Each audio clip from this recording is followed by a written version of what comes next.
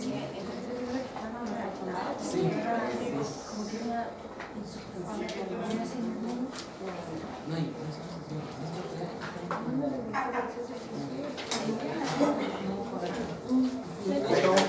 Y el uno de los cuadros.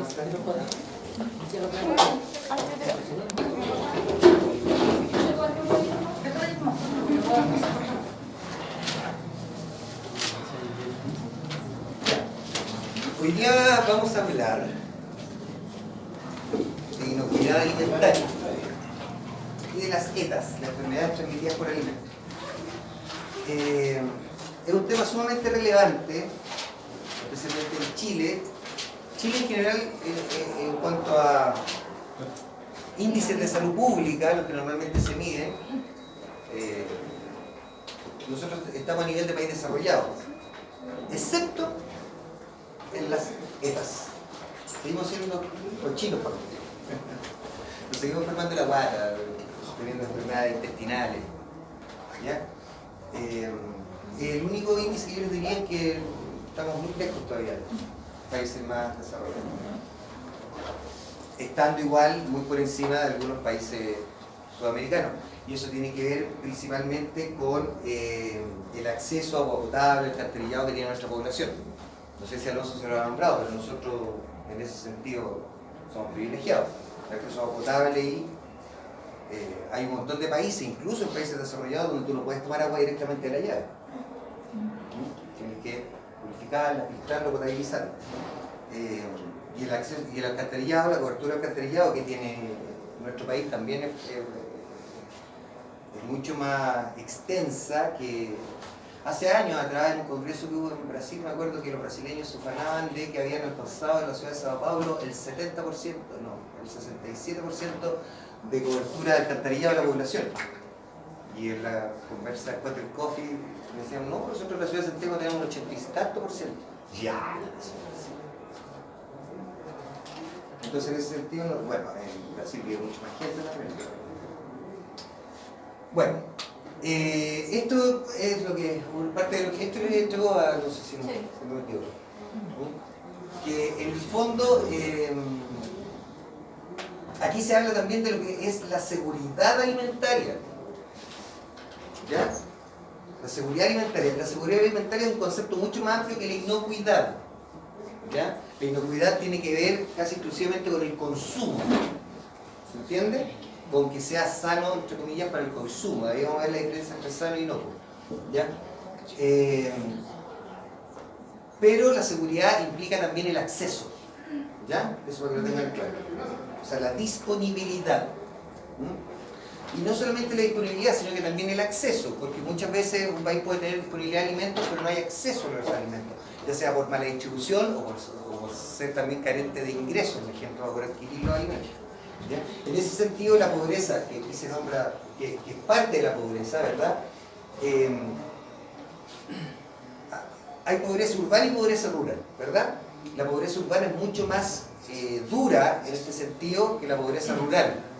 ¿Ya? Los pobres rurales rara vez pasan hambre, porque tienen donde cultivar por último una matita o hay una sobrevivir entre ellos, pero hay acceso a alimentos más directamente. En cambio la pobreza urbana es más dura en ese sentido.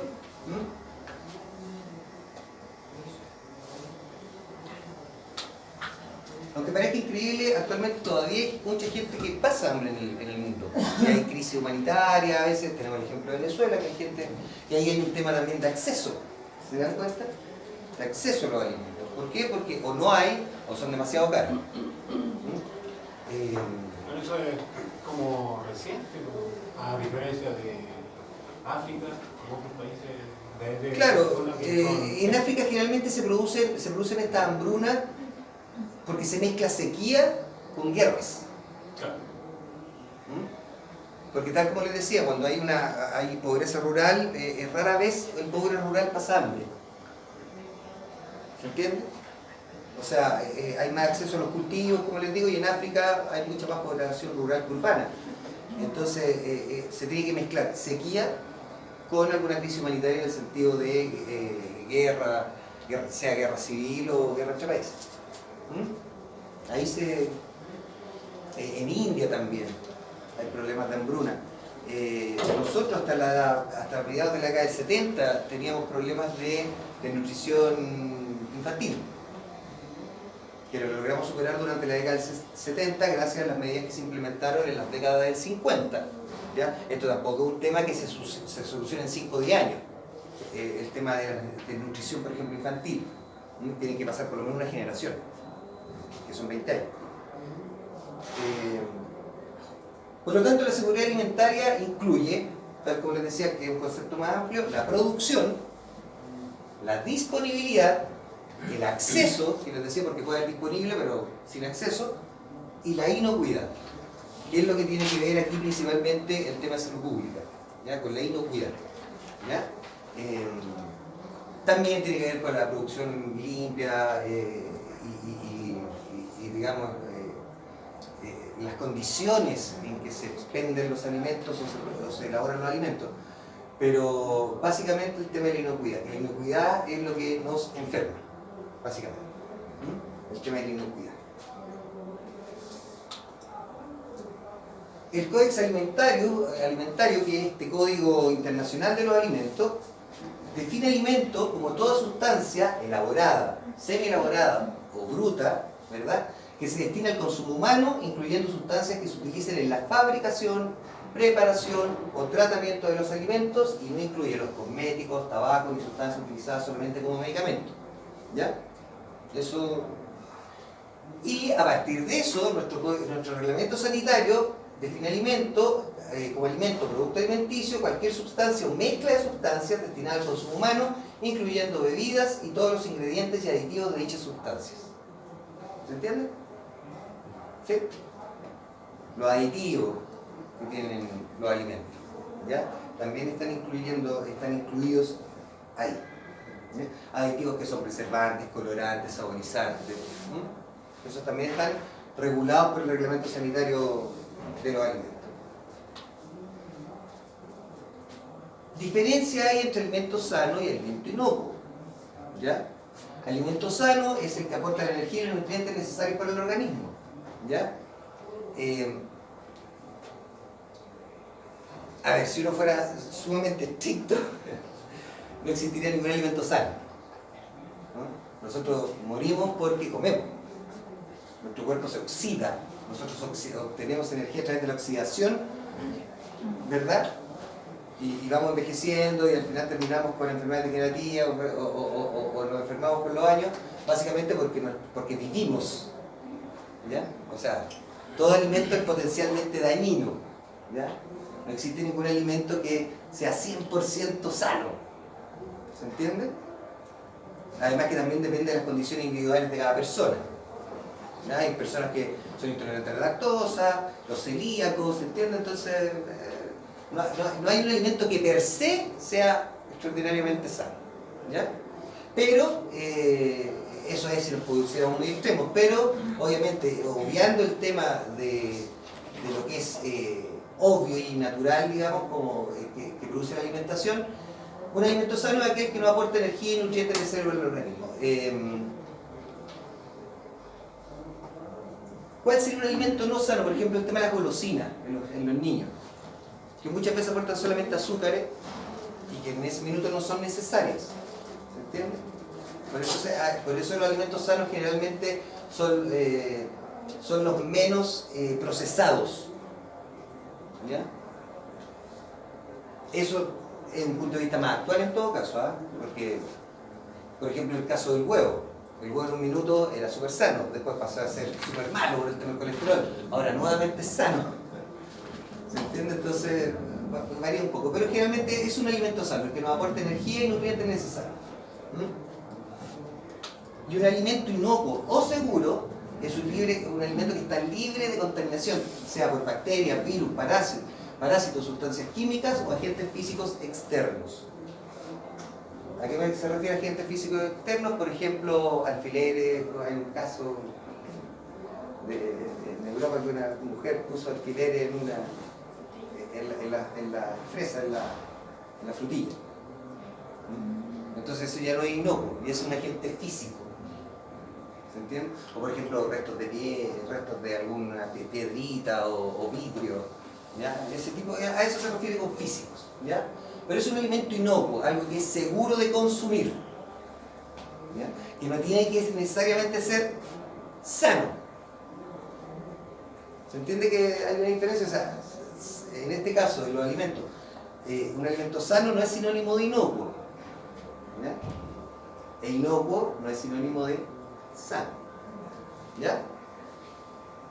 El alimento sano tiene que ver con aporte de nutrientes, el alimento inocuo tiene que ver con la seguridad en el consumo. Por lo tanto, ¿qué es un alimento contaminado? Porque como ven, libre de contaminación, ¿qué es un alimento contaminado? Es aquel que contiene microorganismos, sean virus, parásitos o sustancias extrañas o deleterias de origen mineral, orgánico biológico, sustancias radioactivas, sustancias tóxicas en cantidades superiores a las permitidas por las normas vigentes o que se presuman nocivas para la salud. Aquí volvemos al tema, no sé si se lo habrán dicho Alonso alguna vez o si yo se lo dije, si yo lo hice en la clase, ya no recuerdo, el tema de cómo se define, por ejemplo, contaminación. Contaminación no es que toda actividad humana produce contaminación, por lo tanto, contaminación, uno puede ver de repente salir humo de una chimenea y a lo mejor no está contaminando, no porque no esté tirando humo o partícula al aire, sino porque está cumpliendo la norma. Que algo contamine o no contamine depende de la norma que tengamos establecida en el país. ¿Ya? Por lo tanto, contaminado es cualquiera que contenga tanto agentes biológicos, químicos o físicos, pero en cantidades superiores a las permitidas por las normas vigentes. ¿Ya? Es un alimento contaminado. ¿Ya? Por algo hay límites que se establecen en el análisis de los alimentos. ¿Ya? A ver, les pongo un ejemplo. Por ejemplo, el queso. El queso tiene que tener cierta cantidad, no se analiza eso, pero para que el queso que sea queso tiene que tener cierto ácaro, ciertas bacterias, ¿se entiende? O sea, no está libre de bacterias, no está libre de... No es un alimento estéril.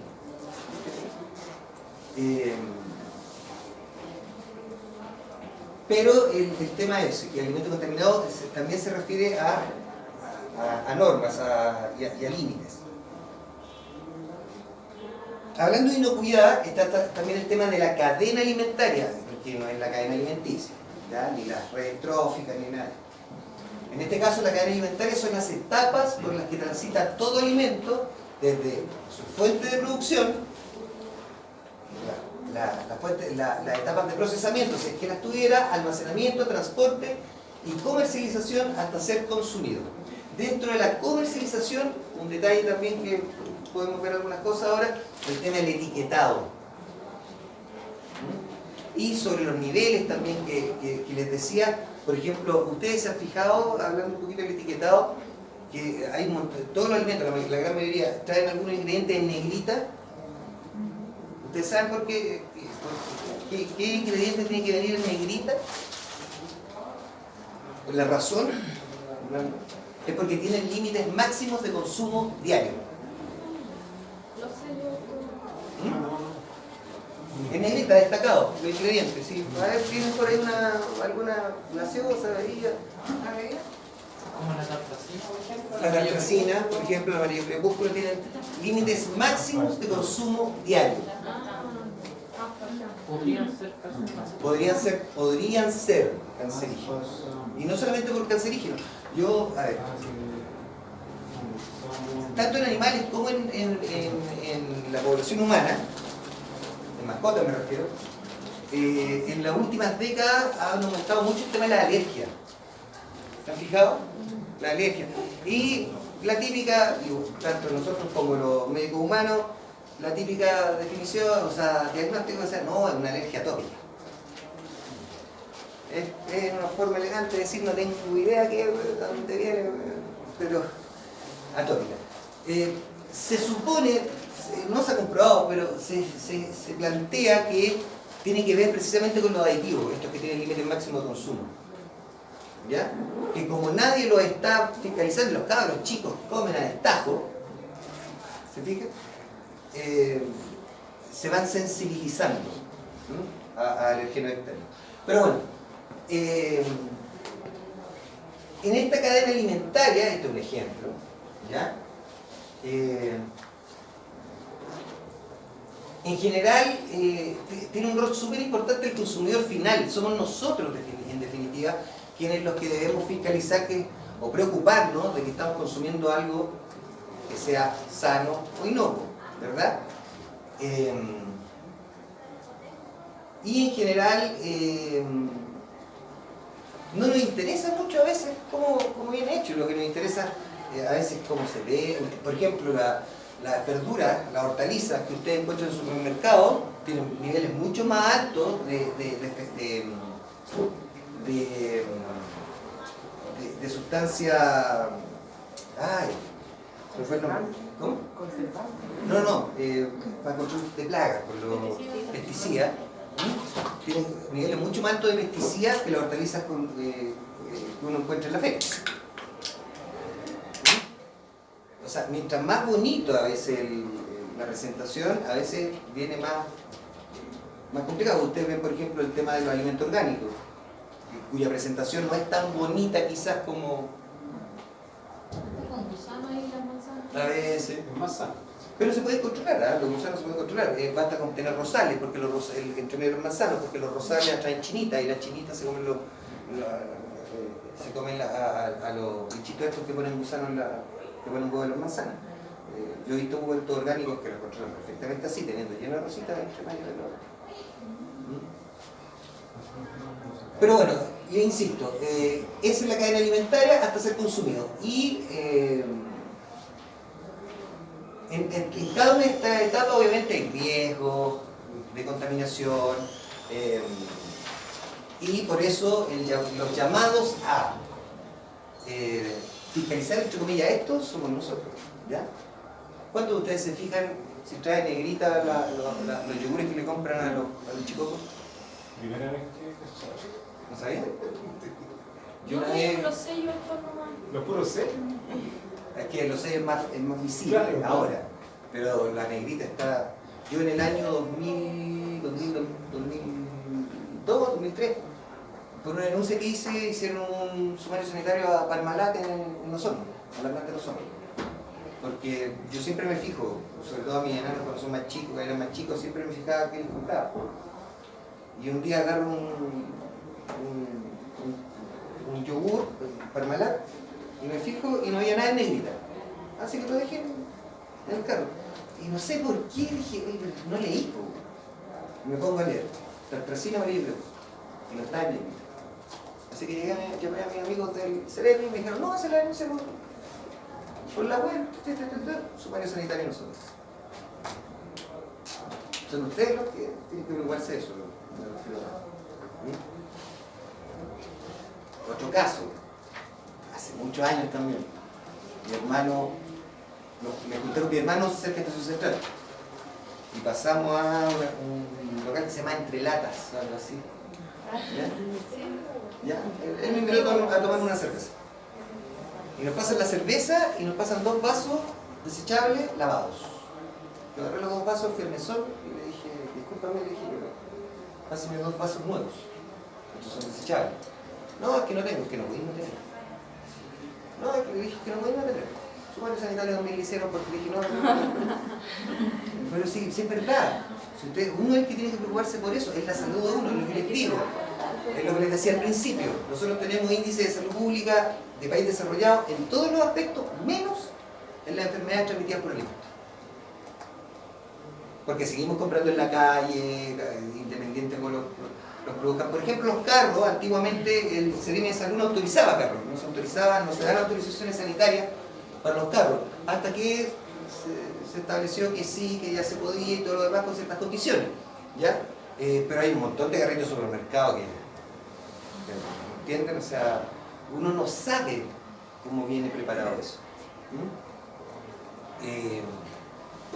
Hay carros de sobrepilla que sí están autorizados y varios que están autorizados. Los carros no tengo poesía están autorizados hace muchos años.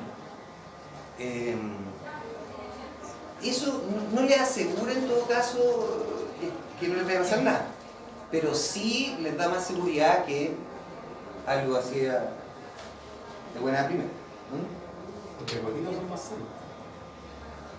Yo Están en el fuego todo el día. yo no como sándwiches de huevito, me gusta. Ahora, ¿qué es otra cosa importante de la cadena alimentaria en este caso? Recolección, transporte, lavado, con la exportación, ¿verdad? Y todo lo demás. Lo importante es, por ejemplo, que exista la trazabilidad. Aquí está el tema de trazabilidad, que es sumamente importante para poder rápidamente detectar el lugar, la etapa del proceso donde se ha producido la contaminación de un alimento. Lamentablemente en Chile tenemos sistema de trazabilidad ahí nomás en algunas cosas. ¿Ya? Yo trabajo en el tema de miel. La trazabilidad en la miel es un chiste. Es un chiste. ¿Cachai? Yo con el SAC no hemos peleado. Todas estas veces, bueno, a las exportadoras, como es la que yo trabajo, le conviene. ¿Cachai? Le conviene que sea así. Pero es un chip. ¿Ya? O sea, no es una trazabilidad real.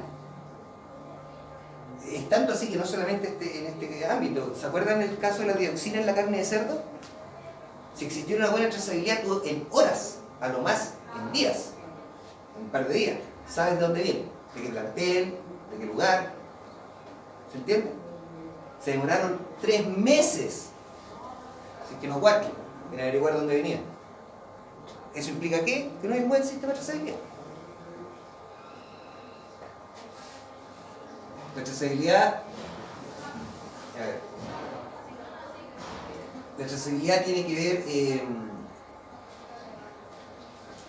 ver con saber que un producto que llega para el consumo, yo poder detectar rápidamente dónde fue producido. Y no solamente eso, sino que dónde fue embarcado, dónde fue almacenado, dónde fue procesado, dónde fue producido. Poder seguir la cadena. Eso es lo importante de las cadenas alimentarias, ¿ya? El generar una trazabilidad. En la fruta es mucho más fácil, ¿ya? La fruta está mucho más trazada que en los productos cárnicos. Y como les digo, en el tema apícola, la miel es un chiste. En la miel, por ejemplo, en los tambores de exportación, que son de 300 kilos de miel, tambores de 200 litros, va un registro donde va el root del productor, ¿ya? 00, se va a poner puro 0, el root del productor, va el número, y esto es divertido, el número del apiario, por ejemplo 01, y la fecha de cosecha, el mes y el año. ¿Ya? Se supone que a la exportadora que compra, cuando compra, el productor tiene que llevar los tambores con ese dato. Yo he visto montones de veces los agricultores anotando en la misma planta lo que se les ocurre. ¿Por qué? Porque el sistema de trazabilidad que tenemos en el caso de la miel está basado, bueno, antiguamente el SAC cuando partió con esto quería trazar la colmena. Nosotros dijimos, oye, es una tontera. La colmena se muere, ¿me entiendes? O sea, puede que esta colmena ya no esté para otra temporada, o cuando pase algo ya esa colmena no existe, ¿me entiendes? Entonces llegaron al apiario, y les dijimos también en su minuto, tampoco sirve, porque los apiarios se arman, se desarman, la mayoría, la gran mayoría de los apiarios en Chile son móviles, son temporales, el agricultor tiene un rato y después se va a buscar a otro lado, entonces tampoco sirve, pero bueno, no hicieron caso, y ahí está. Y se producen estas cosas, digamos. Porque lo importante de trazar, y que lo que no se traza, es dónde se extrajo la miel, dónde se procesó esa miel. Y eso no se traza. Está, en este número no está el dato de la sala de extracción donde se hizo. Y tampoco está el dato del tambor. Yo no sé qué tambor es. No sé si el 1, el 2, el 3, el 4, el 5, el 6, el 7, el 10º tambor que sacó de esa cosecha, en esa sala. Estaban golpeando el ¿Se entiende? Entonces, ese es el problema. El sistema de trazabilidad está mal diseñado. Es el que más conozco, es el que más trabajo. Es tanto así que nosotros en la empresa tenemos nuestro propio sistema de trazabilidad para poder nosotros detectar problemas, porque nuestros clientes nos piden cosas que van más allá de la norma establecida, digamos. Pero el país de destino no ha regularizado eso. ¿Cómo? No ha puesto Es que esto es lo dudas. que, le presentó el SAT. El país de destino, donde llega el... Este es el sistema de trazabilidad que tenemos.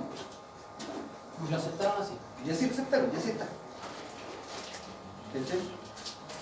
Mira, en el tema de agricultura, yo siempre he dicho, el SAC lamentablemente no hay gente que sepa de apicultura. A lo mejor de abejas, pero de apicultura no hay gente. ¿Tú cachai? No cachan de apicultura. ¿Ya? Y si uno trata de decirle algo, se montan en el macho y ellos son expertos, weón. ¿Cachai? O sea, ¿ah?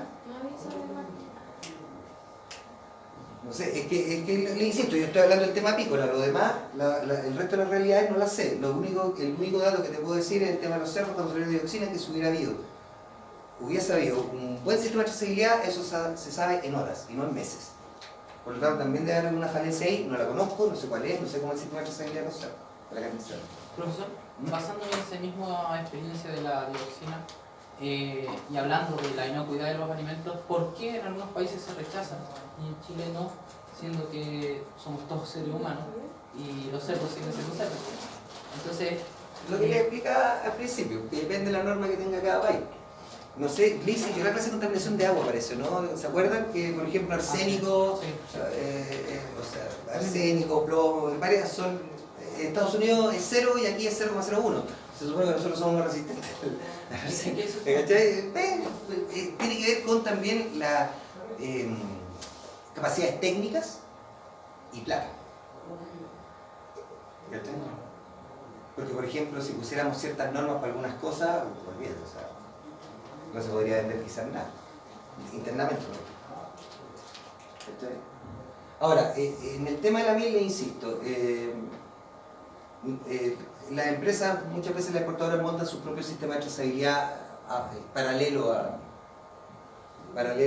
porque a uno le interesa básicamente, gracias a eso por ejemplo una vez nos salió una miel, que menos mal que la pillamos acá, con cloranfenicol, aparece cloranfenicol en una miel que llegó a puerto europeo, cierran el mercado. ¿Ya? No es que cierren la exportación de la empresa, no, cierran el mercado. ¿Ya? La detectamos acá, cloranfenicol en la miel, y gracias al sistema de trazabilidad que nosotros tenemos, vimos inmediatamente con el productor, vimos inmediatamente con los apiarios. En 2 días yo estaba en los apiarios viendo, era un huerto que estaba pasando orgánico, así que, ¿a dónde? Y de repente veo a las abejas tomando agüita de la sequía. Oye, ¿esta sequía dónde viene? De allá, una lechería. Y los tipos tiraban el envase del cloranfenicol, el cloranfenicol spray al agua. Ahí venía. Entonces, pero así uno los, o sea, eso es lo bueno de tener buenos sistemas de trazabilidad, que uno puede inmediatamente saber de dónde viene el tema. Bueno, en la cadena alimentaria importante, como les digo, el tema de la trazabilidad. ¿Qué es una materia prima alimentaria? Es toda sustancia que para ser utilizada como alimento precisa de algún tratamiento o transformación de naturaleza química, física o biológica. Los dátiles, por ejemplo. Ustedes no se pueden comer un dátil así, ¿verdad? Necesitan pasar por un proceso. Entonces esa es la materia prima para que tú puedas... o también, a veces, aquí hay una pequeña... un pequeño margen, ¿eh? Porque hay materias primas que pueden ser alimentos como tales, ¿ya? Pero son materias primas de otro alimento. Por ejemplo, una mermelada, que es un alimento, su materia prima es la fruta, y la fruta no es que necesite ser procesada para, ¿se entiende? Pero que es una materia prima, es la sustancia que va a ser utilizada como alimento, esa es la definición, ¿ya? Ya se entiende, pero hay un margen, para que lo entiendan también, ¿ya? En general, dentro de las materias primas no están incluidos los aditivos, por si acaso. ¿Ya? Eso es un aditivo aparte.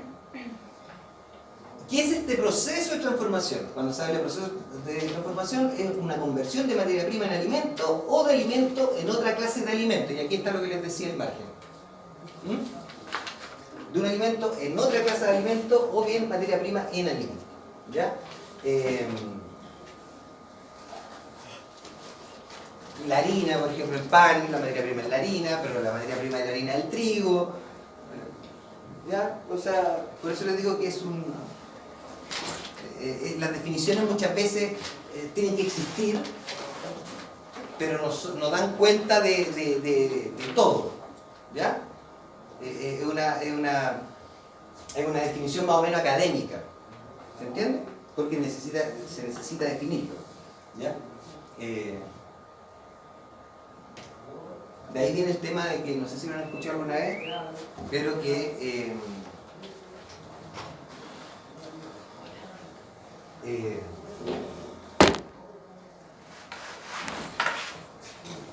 el lenguaje, por ejemplo, goza de completitud, pero no de totalidad. ¿Saben a qué se refiere a eso, por ejemplo? El lenguaje goza de completitud, pero no de totalidad. El lenguaje es completo. Tú tienes todas las letras y con eso puedes armar todas las palabras, pero no es total, porque no es capaz de explicar todo, por eso salen conceptos nuevos, por eso salen palabras nuevas. Porque no es total, pero sí es completo. O sea, algo puede ser completo, pero no total. Ya, pero eso es punto aparte. Entonces, es el proceso de transformación. Ahora, en este proceso de transformación,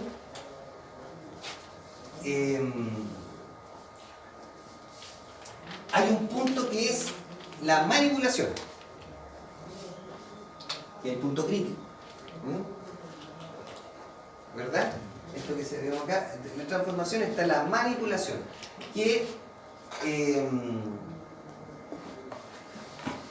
básicamente el punto más crítico en la producción de alimentos es precisamente la manipulación que se hace del alimento, sea tanto para elaborarlo, ¿ya?, como para producirlo.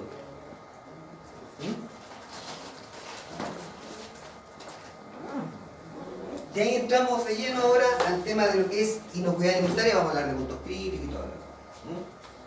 La inocuidad alimentaria, por lo tanto, es una condición del alimento que aporta la seguridad de que no significará ninguna lesión o daño por su ingesta en cantidad o de manera acostumbrada y razonable. ¿Ya? Por eso existen también los límites de tolerancia de algunos ingredientes, lo que les decía, los alimentos que están en negrita, que se incluyen. ¿Ya? Yo, por ejemplo, yo no consumo endulzante. Ninguno. Me gusta el endulzante. De hecho, el único jugo en caja envasado que estoy comprando es el Column, porque el único que hasta el minuto trae azúcar. Como endulzante. ¿Entiendes? A menos que haya algo con stevia, que también la stevia está medio procesada y todo, pero... nunca me han gustado los endulzantes, no consumo endulzantes, evito los endulzantes.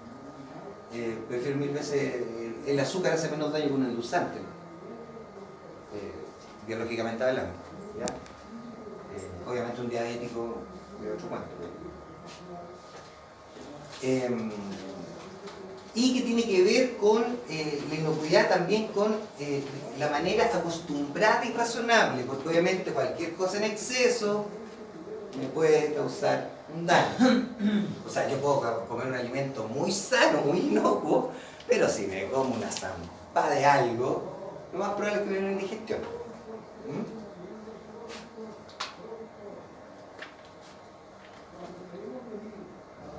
Dentro de la inocuidad tenemos el concepto de calidad. Alimentos de mayor o de menor calidad, ¿verdad? La calidad de los alimentos está dado principalmente por 4 puntos que son las propiedades nutricionales y físicas. ¿Ya? Esto es calidad de alimentos inocuos. ¿Ya? Un alimento de baja calidad no quiere decir que sea necesariamente no inocuo, peligroso o riesgoso. ¿Ya? Tiene propiedades nutricionales y físicas, como les digo, está dado por eso la calidad, aporte de nutrientes, el valor nutritivo, los ingredientes, los niveles energéticos, los aditivo que tenga, la solubilidad, la transparencia y otras cosas. ¿Ya? Y otras cosas que tienen que ver principalmente con las propiedades nutricionales y físicas. ¿Ya? Que muchas veces es lo que menos nos fijamos al consumir. Están las propiedades organolépticas, el color, sabor, textura, ¿ya? Que es lo que tiene que ver con la fecha de vencimiento. Ustedes saben eso de la fecha de vencimiento. La fecha de vencimiento no quiere decir que el alimento no está apto para el consumo. La fecha de vencimiento es aquella fecha en que el alimento pierde sus características, alguna de sus características organolépticas. No quiere decir que te vayas a enfermar si lo comes, sino que cambia el color, cambia el sabor, cambia la textura. ¿Se entiende? Esa es la fecha de vencimiento de un alimento. Obviamente hay algunos que se ponen agrio y ya otra cosa, ¿se entiende? Pero la fecha de vencimiento tiene que ver con las propiedades organolépticas básicamente. Están las propiedades comerciales, el precio, el envase, los servicios al cliente, el etiquetado del producto, cómo se diferencia la competencia, la rastreabilidad o trazabilidad, ¿verdad? Y lo más importante, las propiedades higiénicas y sanitarias, que son las condiciones básicas para que los alimentos no sean peligrosos para la salud humana. Entonces la calidad de alimento está dado por todo esto. O sea, un alimento de alta calidad sería un alimento que está elaborado bajo condiciones muy higiénicas, con un alto valor nutritivo, con propiedades organolépticas muy agradables y que además venga en un lindo envase y sea barato. Ese sería el alimento de mayor calidad. Pero generalmente el precio, mientras mejor la calidad se supone, más caro. En los alimentos de perro se da mucho eso, que mientras más caro es mejor. En los alimentos humanos no. En los alimentos humanos lamentablemente no necesariamente el alimento más caro es el de mejor calidad.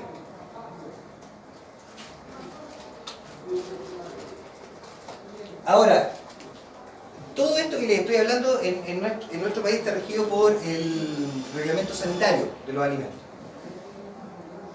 Y eso viene primero de la FAO, la OMS y la Organización Mundial de Comercio, donde se armonizan normas de calidad de los alimentos. O sea, hay un canon internacional mínimo. ¿Ya? De ahí se desprende el Códex Alimentario. El Código Alimentario, que es para proteger la salud de las personas y hacer además más equitativo el comercio de alimentos. Cuando nos acusaron de dumping por el tema de los salmones. ¿Se acuerdan? Y finalmente, ¿dónde se establecen los requisitos para asegurar la inocuidad? Que está basado en todo esto anterior, en el Reglamento Sanitario de los Alimentos, que elabora cada país. En nuestro caso, si hay una modificación en el Código Alimentario, nosotros modificamos nuestro Reglamento Sanitario de los Alimentos. ¿Ya? O sea, muchas de las modificaciones que se han hecho al reglamento vienen de modificaciones que se han hecho al Códex Alimentario.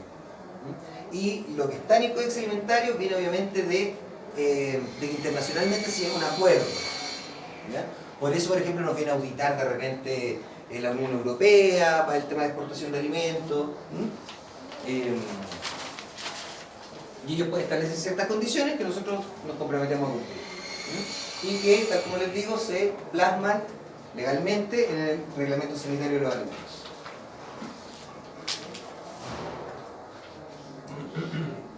Ahora, hay dos actores principales dentro de esta responsabilidad de producir alimentos inocuos, que son los empresarios, son las empresas y el Estado. ¿Ya? Los empresarios principalmente asegurando la calidad e inocuidad de los alimentos que elaboran, distribuyen, almacenan o comercializan a través de las buenas prácticas de manufactura, sistemas HACCP, ¿verdad? Sistemas de gestión de calidad, sistemas de aseguramiento de calidad. ¿Ya? Y el Estado, que tiene un rol normativo, el Estado pone las normas, fiscaliza y promueve la producción y comercialización y garantiza el acceso, la calidad y la inocuidad. ¿Ya? Esto tanto internamente como externamente. ¿Ya? lamentablemente este rol se ve bastante sobrepasado en el Estado. ¿Ya? Porque durante los finales de los 70 y durante la década del 80, durante la dictadura, que se estableció que el mercado controla todo y se satanizó al Estado, produciéndolo a su más mínima expresión, se le olvidó esto. Porque decían, ¿para qué? Si los empresarios se autorregulan. Bueno, ahí tenemos los casos de corrupción, ¿verdad? Todo lo demás, eso no es así. El Estado tiene un rol fiscalizador sumamente importante. Imagínense que son, si no me equivoco, para toda la región metropolitana creo que no hay más de 15 inspectores del tema de los alimentos. Por eso el CEREMI de Salud ha establecido convenios con la municipalidad y capacita a los inspectores para que ellos también fiscalicen. El problema es que si un inspector ve algo grave, no puede hacer él nada. Tiene que avisar al CEREMI y el CEREMI tiene que venir y pillar la cuestión ahí infragante. Entonces ahí tenemos un problema, pero y debido a esto mismo es lo que yo les digo, que el principal fiscalizador tiene que ser el consumidor.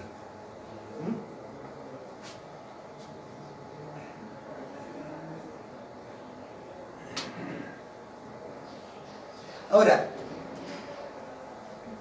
en el tema de la contaminación de los alimentos toma importancia y también aparece como un tema, principalmente por la globalización de la economía. ¿Ya? Nosotros somos una economía sumamente abierta donde mandamos alimentos. Se habló en un minuto de Chile, potencia alimentaria, que íbamos a hacer como íbamos a alimentar al mundo, ¿verdad? Con fruta, principalmente productos agrícolas, más que cárnicos. Y por lo tanto, la contaminación de los alimentos pasa a ser un tema más relevante para nosotros porque hay mercados más desarrollados y mercados más exigentes, donde el consumidor es más exigente, ¿ya? Donde hay que cumplir con ciertas normas. Por eso la contaminación de los alimentos también hay un tema de globalización. Además que esta misma globalización hace que algunas cosas ingresen. Por ejemplo, hay alimentos de distintos orígenes cuyo proceso de producción no los podemos controlar. Nosotros, los mangos, por ejemplo. Hay una... Alonso le explicaba el otro día lo del jugo de... ¿A usted les contaba eso, no? ¿Cómo? Que en países tropicales, por ejemplo, hay que tener cuidado cuando uno va a estos jugos que preparan en plena selva. Porque se le caen los bichos. Porque le caen los bichos... Sí, lo vi. Entonces hay alimentos cuyo origen nosotros no podemos controlar. Por lo tanto, tenemos que tener barreras, ¿ya?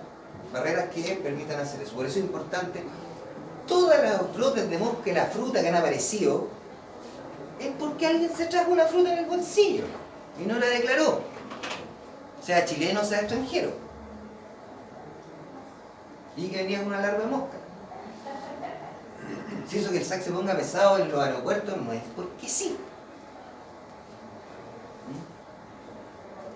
Hay algunos que dicen, no, pero es que eso es para proteger a los empresarios de la fruta. Pero bueno, también dan pega. O sea, si te para la exportación de manzana, no necesitáis contratar gente para cosechar manzana. No necesitáis contratar una consultora para que te audite algo, por ejemplo, un proceso de calidad, porque no puedes exportar manzana. Entonces no es que solamente se lo tenga el empresario o la empresa, no. ¿Se entiende? O sea, hay un tema... Además que se pierde fruta. ¿A quién le gusta comerse una fruta con gusano, güey? A nadie. La contaminación de alimentos también hace que aumenten los brotes de ETAs, las enfermedades transmitidas por alimentos. Han aparecido nuevos agentes microbianos, que lo vamos a ver de ahí, y hay nuevos riesgos también que tienen que ver también con nuevos alimentos. ¿Se entiende? Ahora, los patógenos alimentarios los más frecuentes son la salmonella, el campylobacter y el staphylococcus aureus. Campylobacter jejuni y salmonella en general.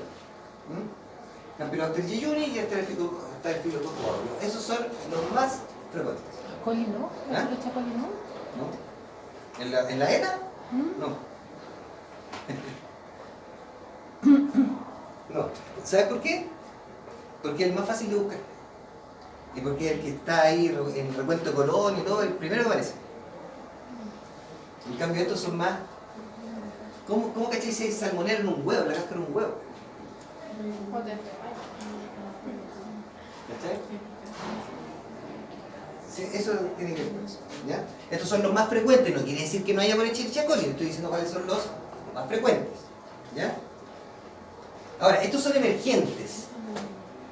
Ahí está el coli, ¿ya? Que son los que han ido apareciendo últimamente. Ahora, todos estos, el Helicobacter pylori, que este es el que se supone que se asocia el Helicobacter. ¿Saben con qué se asocia el Helicobacter pylori? Con la úlcera gástrica y cáncer gástrico, ¿no es cierto? ¿Saben cuál es que mata el Helicobacter pylori así, pero propóleo? Propóleo, sí. ¿Pero tomarlo? ¿Cómo te estás haciendo propóleo crudo? Todo lo que. ¿Y esto saben por qué ha aumentado también el Helicobacter pylori? Porque usamos cañerías de plástico. Ya lo usamos de cobre. Cuando se usaba solamente de cobre, este se moría en las cañerías. Ahora no. Por eso también ha aumentado la gastritis, la úlcera gástrica, por esta causa.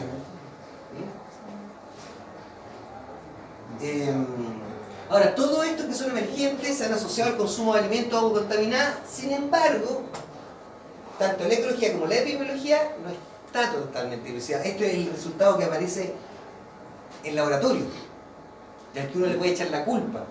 Pero cuando uno va hacia atrás, hacia el estudio epidemiológico, no queda tan claro que efectivamente sea ese. O sea, ¿de dónde vino? ¿De dónde apareció? ¿Ya? Es lo que pasa un poco ahí en la enfermedad de la abeja, que es la loque americana. La loque americana. ¿Cuál? La loque americana. La loque americana, la pudrición del pollo, que se llama de la piel. Se pudre, se pone de hondo. Que claro, hay una bacteria que se asocia, ¿ya? Pero nunca se ha podido. Los postulados de Koch, ¿se acuerdan los postulados de Koch? Que para determinar que un agente patógeno es el agente causante de la enfermedad, hay que aislarlo del individuo enfermo, inocularlo en un individuo sano y que se reproduzca la enfermedad. Bueno, se aísla esta bacteria que se le echa la culpa de la loque americana, se pone en una colmena sana y no se enferma. Sin embargo, en todas las colmenas enfermas por loque americana aparece esa bacteria y no otra. ¿Qué bacteria es? ¿Ah? Es que ya no me acuerdo. ¿No le afecta a los niños? No, esos son. Es el tema del consumo de miel por el tema de las esporas de Clostridio. Eso es otra cosa. Es otra cosa. Pero bueno, eso. ¿Ya? Entonces, cuando se contamina un alimento es porque se introduce en el alimento una sustancia química tóxica o agentes de origen biológico que ponen en riesgo la salud de los consumidores. Y puede ser tanto, como les decía, en la obtención de la materia prima, dentro de la cadena alimentaria, o en el almacenamiento y consumo. O sea, hay distintas etapas en las cuales se puede contaminar un alimento.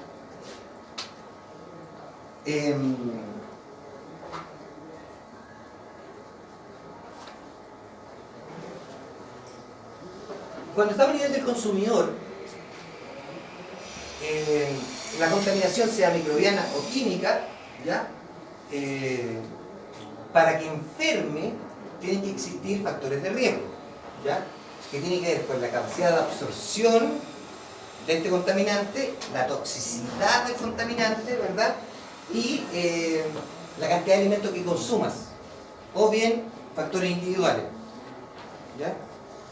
¿Se entiende? O sea, por eso es un poco difícil en el caso de las setas dilucidar muy bien el estudio epidemiológico, cuesta bastante, porque entre comillas lo más sencillo es determinar el alimento blanco que se llama, ¿ya? ¿Qué comieron todos en común que los enfermó? Por ejemplo, cuando hay un brote de ETA, varias personas que se enfermaron de lo mismo y fueron todas a la misma comida, ¿ya? Se pregunta qué comió, y los que se enfermaron, los que no se enfermaron no comieron mayonesa, por ejemplo. Ah, ya fue la mayonesa. Pero de ahí, a cachar, ¿qué había en la mayonesa? ¿Entiendes? Y dentro de esos que se enferman, hay algunos que pueden morir y otros que no, y eso depende de las características individuales, ¿verdad? Por lo tanto, para el consumidor, la contaminación tiene que verse asociada a factores de riesgo y nivel de contaminante presente en el alimento, ¿ya? Aunque el nivel de contaminante también tiene que ver con factores individuales en las personas para enfermarse. Ahora, la contaminación química pueden ser sustancias tóxicas de origen natural, ¿ya? Desechos humanos, antropogénica, o bioterrorismo, adición deliberada, que alguien le agregó algo al alimento. Que eso también existe. Y lo que les decía, contaminación, en el caso de contaminación física que les explicaba, esta de la frutilla, alguien a propósito metió agujas dentro de la frutilla.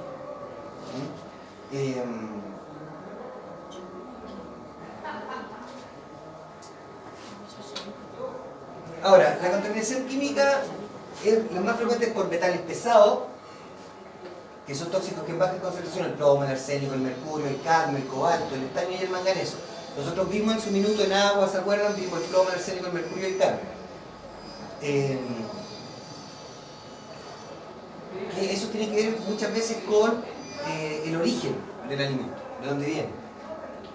Están los plaguicidas, que se usan en control de plagas, o el uso fitosanitario, ¿ya?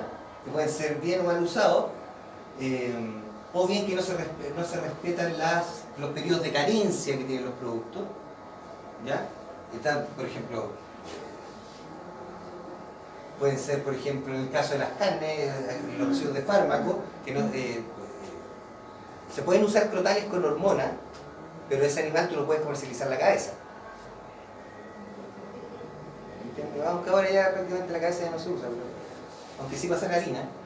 Entonces tenemos plaguicidas, residuos de fármacos, donde hay medicamentos, promotores de crecimiento, que igual son antibióticos, hormonas, antibióticos, antimicóticos, antiparasitarios. ¿Verdad? Los componentes secundarios, que pueden ser aditivos, preservantes o colorantes en exceso o alguno que no esté autorizado, y sustancias tóxicas naturales, donde hay micotoxina, biotoxina y alergenos. ¿Ya?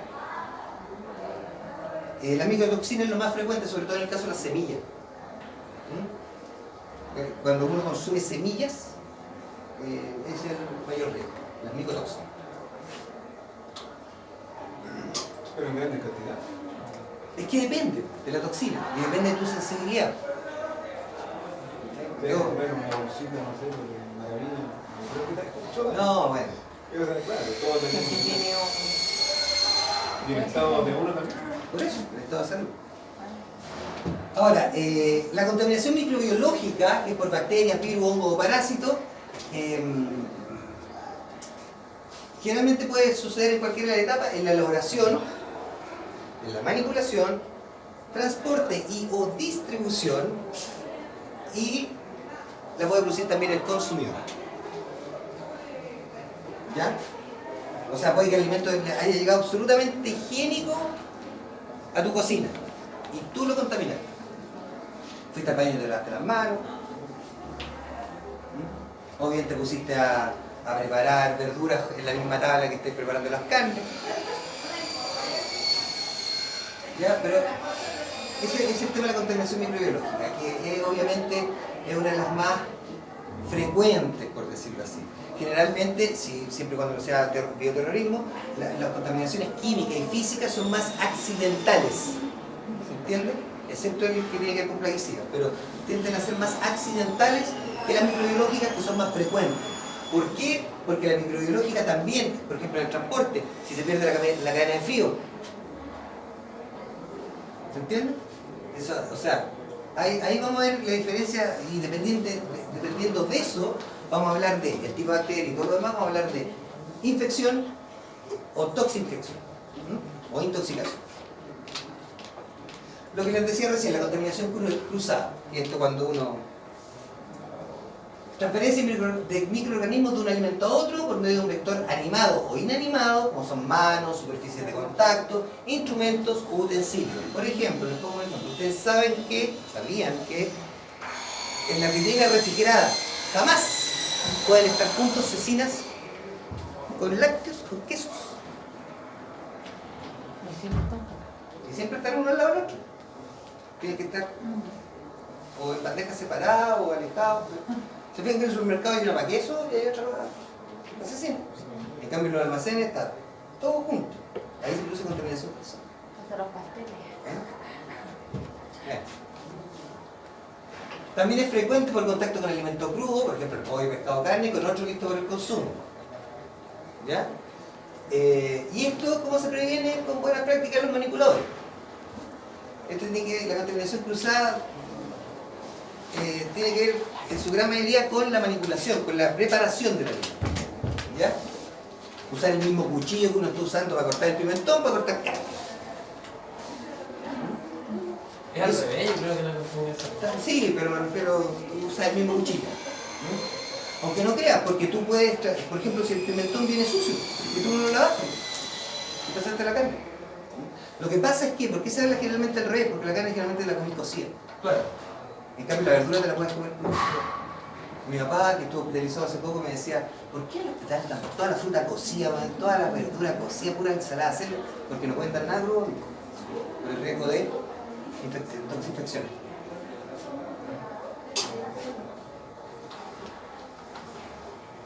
Entonces, ¿cuáles son los peligros de esta contaminación? Que pueden servir los alimentos como vectores de peligros biológicos, químicos y físicos, y por eso los programas de inocuidad de alimentos se centran cada vez más en el enfoque de la granja a la mesa, o sea, cada vez menos procesos. Porque mientras más larga esta cadena alimentaria, más riesgo existe de contaminación. Entonces, lo importante, como les digo, es que se está tratando de cada vez que sea más que de la granja a la mesa, o sea, alimentos menos procesados. ¿Ya? Además que tiene un sabor distinto. En el caso de la miel, no hay miel más rica que la que uno saca del panal, siendo la misma miel. O sea, si yo cosecho esta miel, la centrifugo, le